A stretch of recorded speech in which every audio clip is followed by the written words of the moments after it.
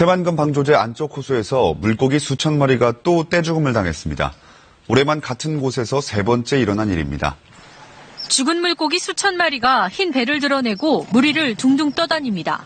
오늘 아침에 말도 못했어요. 그렇게 지금 배를 지금 아줌마들 싣고 그렇게 주선했어요. 지금도 자꾸 쏟아요. 지금 올라와요. 지금 까란진 놈이. 어민들이 배를 타고 나가 거둔 죽은 물고기가 1톤 화물차 한 대를 가득 채웠습니다. 이 근처에서 일어난 물고기 떼죽음은 올해만 벌써 세 번째. 환경단체는 오염물질 조사도 필요하지만 지금처럼 물 흐름이 제약돼 있는 상황에서는 이런 일이 반복될 것이라면서 새만금 방조제 안쪽 호수 수질 관리에 변화가 필요하다고 주장합니다. 근본적인 해결 방법은 해수 유통인데요. 현재 지금 유통되는 것보다 훨씬 더 많은 양들이 들어와야만 지금의 이 상황들을 극복할 수 있을 것이라고 봅니다. 근본적인 해결책 마련이 늦춰지는 사이 새만금호에서 물고기 떼죽음이 되풀이되고 있습니다.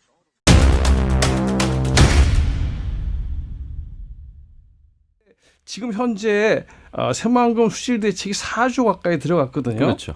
지금 이 새만금에 투자된 11조 중에 4조가 수질 대책입니다.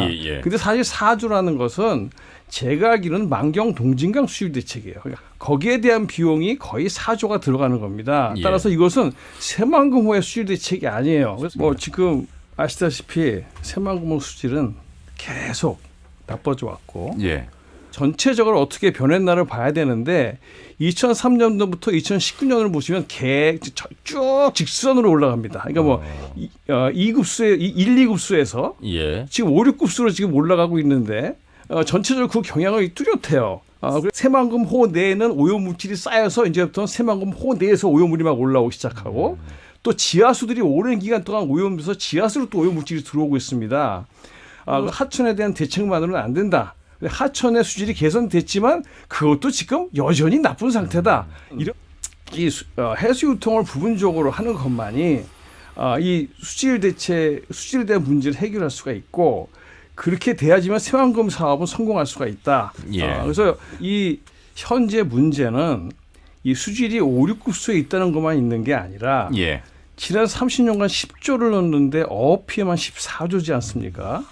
그다음에 관광 피해까지 하면 20조까지도 갈 수가 있어요. 그러니까 이 공사가 계속되면 될수록 전라북도에 어업과 관광 피해는 눈덩이처럼 커지게 될 겁니다. 그다음에 만약 이 수질 목표가 진짜로 나빠져 버리면 이 사업 끝나버릴 수도 있어요. 그러니까 사업이 끝날 수도 있고. 그런데 이것만이 문제가 아니라 여기에 커다란 도시가 만들어지고 수변 도시. 여기서 빚점 오염이 또 들어오고 사실 그 외에도 고려할 게 굉장히 많아요.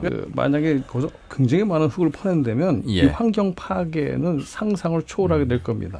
되돌릴 수도 없는 그러한 상태가 될 수도 있는 상태고 환경 파괴가 단순히 환경 파괴로 끝나지 않고 전라북도의 어업과 많은 어떤 경제적인 피해를 발생시킬 수가 있다. 하는 이러한 문제에서 저는 좀 이렇게 얘기하고 싶습니다. 이제는 수질에 국한되지 말고 새만금 사업의 이익의 극대화라는 점에서 민간 협의를 좀 했으면 좋겠다. 그러니까 전라북도도 더 잘 살 수 있는 방법이 있다고 우리는 계속 대안을 제시해오고 왔지만 이 정부와 그러니까 전라북도 정부와 중앙 정부는 변하지 않아요.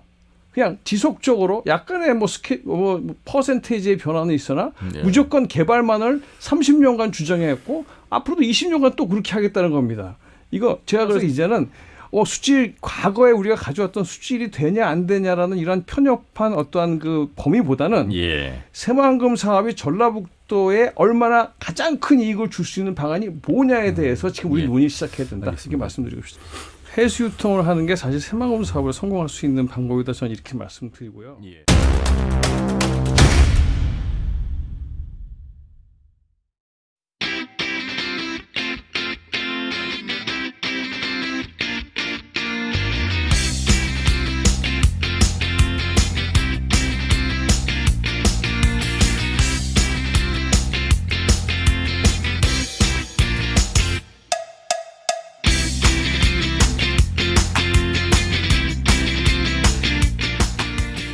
해수를 유통시키면 조력 발전도 가능하다는 의견이 제시됐습니다. 방조제를 쌓고 나서 담소의 수질이 급격히 나빠진 시화호. 결국 해수유통을 결정하고 더불어 조력발전 사업도 진행했습니다. 호수의 수질이 좋아진 건 물론이고 발전소에서 지난해 553기가와트의 전력을 생산했습니다. 비슷한 여건인 새만금에도 조력발전이 가능할까? 새만금의 조석차는 5.3m 정도로 시화호보다 낙차는 적지만 면적이 훨씬 넓다는 게 장점입니다.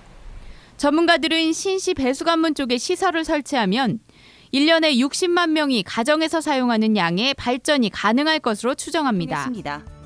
아, 여기가 바로 그 제방이 있던 곳인가요? 예, 맞습니다. 옛날에는 여기가 제방이 있었는데 네. 이제 지금은 이제 제방을 트고 다리를 놓고 제방을 지금. 연육교를 통한 해수유통 이후 굴과 바지락과 같은 폐류의 서식 밀도에 눈에 띄는 변화가 관찰되고 있는데요.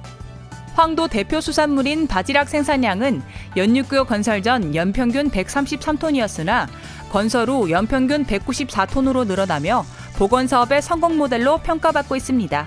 분화모입니다. 분화모는 1980년대 초 서산 비지구 간척 사업으로 만들어진 인공호수인데요. 제방을 사이로 천수만의 수와 분화모 담수의 수질 차이가 육안으로 확인될 만큼 분화모의 오염은 심각합니다. 2023년부터 사업비 2,500억 원을 투입해 분화모 연안하구 생태복원 사업을 추진할 계획인데요.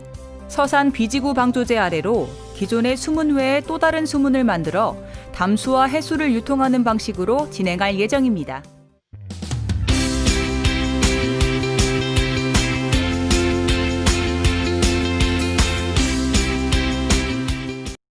황활한 갯벌이 우러진 순천만은 이번에 선정된 다른 3개 지역과 달리 유일한 연안 습지입니다.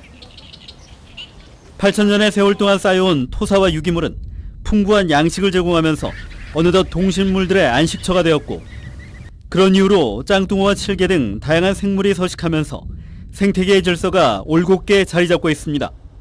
순천만은 또 지속성을 넘어 공공성이란 영역까지 그 역할을 감당하고 있습니다. 학생들을 위한 살아있는 교육장은 물론 생태도시 순천구와 교감할 수 있는 관광지로서 대표적 모범 사례가 되고 있습니다. 일제강점기 간척화와 함께 우리나라의 경제개발 분위기와 맞물려 환경훼손의 우려가 높았던 순천만. 생태계 보존에 직접 나선 자치단체와 지역민들의 노력 속에 적절한 수질 개선 대책을 통해서 불가능한 담수화가 아니라 좀 더 생태적이고 건강한 해수유통을 통해서 새만금의 어떤 친환경적인 개발 이쪽으로 갈 것인데, 저는 필연적으로 선택의 시간이 다가오고 있다 생각하고요. 자연스러운 일을 너무나 부자연스럽게 만드는 세상.